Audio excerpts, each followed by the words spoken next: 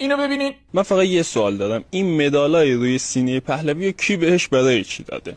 یعنی اصلا اون همه مدال اونجا برای چیه؟ هر کدوم چی هست؟ کی بهش اهدا کرده اصلا؟ اگه اینجوریه خب منم یه چند تا دونه مدال بزنم این روی، ان شاءالله شاه بعدی ایران باشم. و اما جواب: نشان لژیون دونور ناپلئون بوناپارت فرانسه، نشان سلطنتی رویال ویکتوریان از ملکه الیزابت دوم، نشان افتخار شایستگی جمهوری فدرال آلمان غربی، نشان لژیون افتخار نیروهای مسلح ایالات متحده آمریکا، نشان سلطنتی اسرافیم سوئد، نشان افتخاری سلطنتی تایلند، نشان کارلوس سوم از پادشاهی اسپانیا و نشانهای افتخار از لهستان، پاکستان، نروژ، ژاپن، ایتالیا، برزیل، دانمارک.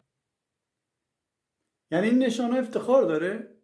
این نشانه مثل دکترای افتخاری نیست که به این رئیس جمهور به اون رئیس جمهور کشورهای مختلف میدن؟ ولی خدایی شاه افتخار داشت، به خاطر اون باید یه مدال اندازه کف دست درست میکرد میچپوند این داشت، اونم شوهر دادن بحرین.